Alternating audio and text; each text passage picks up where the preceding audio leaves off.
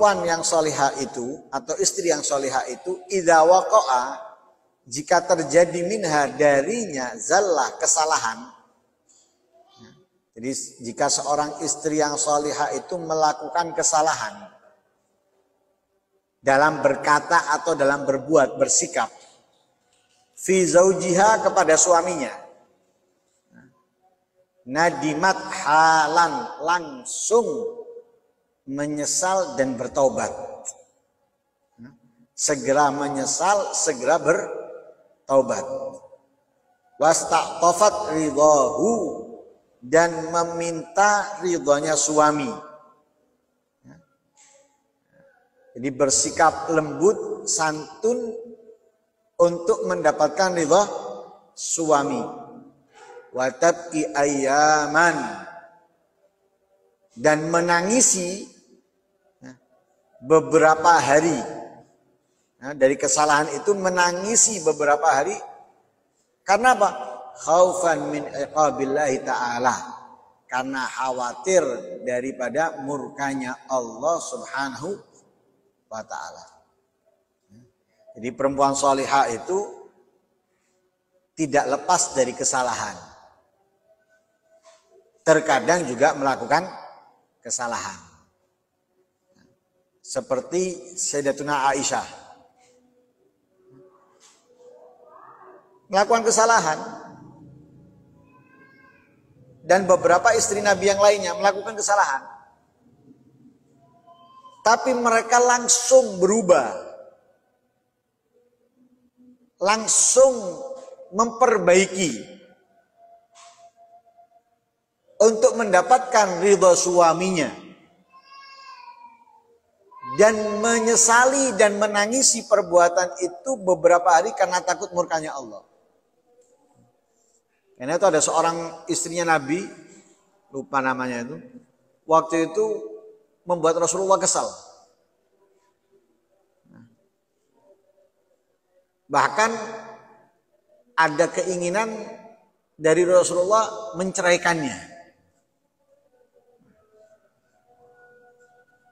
Lah dia nggak mau dicerai karena Rasulullah murka kepada dia, atau nggak mau mendapatkan murkanya Allah karena murkanya suaminya, apalagi itu adalah Rasulullah Shallallahu Alaihi Wasallam. Dia mencari ridhonya, memperbaiki kesalahannya dengan apa? Cara yang terbaik. Apa cara terbaik? Dia tahu bahwa Sayyidatuna Aisyah istri yang paling dicintai oleh Rasulullah saat itu, sehingga ia memberikan waktu gelirnya Rasulullah kepada dia, kepada Sayyidatuna Aisyah. Ini istri yang pandai nih, istri yang cerdas.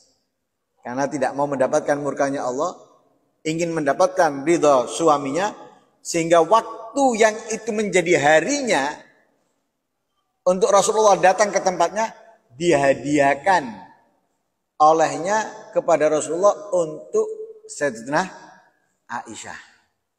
Karena kan orang kalau menikah lebih dari satu itu kan diantaranya harus membagi waktunya. Lah ini dia memberikan terbaik. Dengan apa? Memberikan waktunya dia kepada Sayyidatuna Aisyah agar apa? Mendapatkan maafnya Rasulullah yang sebagai suaminya dan aman daripada murkanya Allah Subhanahu wa ta'ala. Lah walaupun dia sudah meminta maaf, memperbaiki kesalahannya, tetap menyesal. Karena apa? Karena ibarat gini loh. Khawatir terlanjur murkanya Allah sudah terkirim. Misalnya ini kayak rudal. Sudah terlanjur tertekan, ditekan tombolnya. Lah ini kan mau kembali nggak mungkin. Walaupun setelahnya ini sudah ditekan dia meminta maaf. Nah, kan khawatirnya seperti itu. Karena itu masih ditangisi. Ditangisi beberapa hari karena khawatir apa? Murkanya Allah sudah dikirim. Ya, sehingga ditangisi beberapa hari oleh seorang istri yang solihah. Dan istri yang solihah itu watakulu li zaujiha, dia akan berkata kepada suaminya. Dia akan ngomong kepada suaminya. Idza ra'at mahmuman, nah jika si istri yang solehah tadi itu melihat suaminya sumpek, suaminya sedih, dia akan ngomong, in kana ihtimamuka li amril akhirah fatubalak. Wahai suamiku, jika kesumpekan kamu ini, kesedihan kamu ini untuk urusan akhirat, maka beruntung kamu. Wa in kana li amri dunya fa ana la nukallifuka ma la taqdiru alaih. Kalau kesumpakan kamu, kesedihan kamu ini untuk urusan dunia, aku nggak akan memaksa kamu dari sesuatu yang kamu tidak mampu. Jadi nenangno suami, nah, meringankan beban pikirnya suami. Suami, kenapa kok sumpek? Kenapa kok sedih? Kalau urusannya akhirat, untung kamu. Tapi kalau urusannya dunia, aku istrimu nggak nuntut apa-apa kepadamu. Dari sesuatu yang kamu nggak mampu, dari sesuatu yang kamu nggak bisa. Ini menenangkan suami. Karena ketahuilah, seorang suami yang menjalankan kewajibannya sebagai suami, itu mereka sangat ingin menyenangkan istrinya.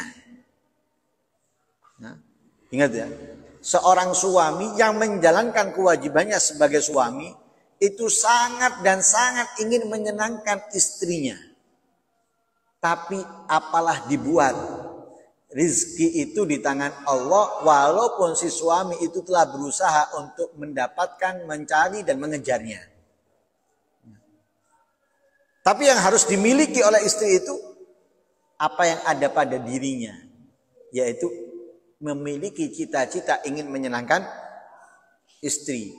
Jika ada, jika memiliki. Tapi kalau istrinya meminta, tatkala suami tidak mampu, mungkin dia akan usahakan. Tapi ingat, ketika dia mengusahakan atas paksaan, itu bukan dengan keikhlasan, bukan kerelaan. Pastinya menjalankannya itu tidak menyenangkan. Nah, kalau kepingin menyenangkan, biarkan dia sampai dapat dan kamu akan diberikan dan sangat senang. Nah itu, jadi kalau urusan akhirat, untung kamu ya suamiku. Tapi kalau urusan dunia, aku gak akan maksa kamu kok dari apa yang kamu tidak mampu.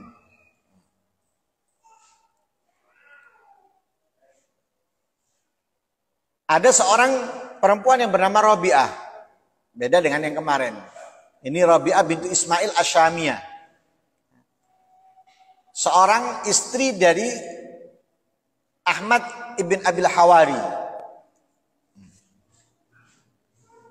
Lah Ahmad ibn Abil Hawari ini seorang ulama Syam terkemuka saat itu di masanya. Lah istrinya yang bernama Rabi'ah ini memberikan makan yang enak, yang lezat, yang bahkan makanan yang bergizi.